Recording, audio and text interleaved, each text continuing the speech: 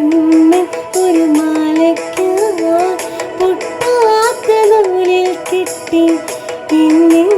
ചാർത്താനായി തുളസിക്കതിർന്നുള്ളിയിടത്ത് അന്ന് ഒരു മാലയ്ക്കായി പൊട്ടാത്ത നൂലിൽ കെട്ടി